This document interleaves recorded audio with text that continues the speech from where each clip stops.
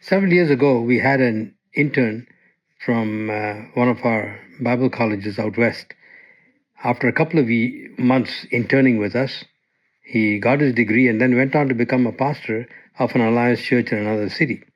2 years after that, he came up for his ordination exams. I was asked to be part of the group that examined the issue of sanctification. I asked him enough questions to make sure that he had actually personally written an excellent 15-page paper on the Holy Spirit. And then I asked him, if your wife were here right now and I were to ask her, what was your biggest problem in life? What would she say? And he said, my anger. I said, okay, good. Thanks for your honesty. How would you apply what you've written in this paper about the Holy Spirit and sanctification to your problem of anger? I could have hit him over the head with a 2x4, judging by his jaw-dropping expression. And he said, frankly, I hadn't even thought of it. Pretty remarkable, isn't it? That a Bible college graduate with 2 months of internship experience and then going on to become a pastor of a church for 2 years, writing an excellent paper on the Holy Spirit, hadn't even thought about applying it to his daily life, especially in the issue of anger. There has been a huge breakdown somewhere between our heads and our hearts, 18 inches distance physically, but it would seem to be miles and miles and miles when it comes to getting our knowledge in the Christian life and about the Christian life down to where the rubber meets the road for transformative power in our daily living. How does one bridge that gap?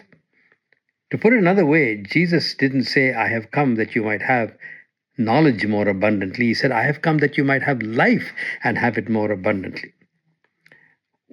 What is this key to this abundant living? Now, I'm not so naive as to think that you showing up for a Sunday morning sermon and 2 evening messages by me are going to put the entire key into your hands. Not at all.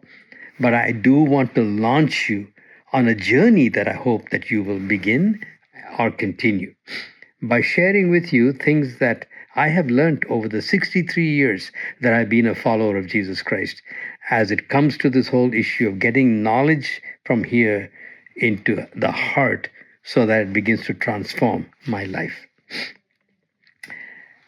And I was 17 when I began this journey. So 17-year-olds, 15-year-olds, come. Don't say it's not a youth meeting. I had no idea where my life was going to be 63 years later when at the age of 17, Jesus got a hold of me. Now, there might be others of you who say, oh my goodness, I'm at the other end of the spectrum. I'm in my 50s, 60s, 70s. Doesn't matter. I want to tell you about somebody else. It happened to be my father-in-law, who Jesus Christ got a hold of at the age of 63. And for the last 5 years of his life, he lived a thoroughly transformed life. So age is not an issue with God. So whether you're 15 or whether you're 70, I would encourage you to come. And for some of you who may have grown up in backgrounds, either with family backgrounds or church backgrounds, where shame and guilt and all kinds of demands for perfection have left you without enthusiasm, fearful, and wanting to pull back from anything that is labeled spiritual emphasis weak, lest you be subject to even more guilt and shame and demands, I want to say something to you. The issue is not perfection, but the issue is direction. And I hope that in some way I will be able in these 3 messages to reflect the heart of God, because he does not drive us with whips.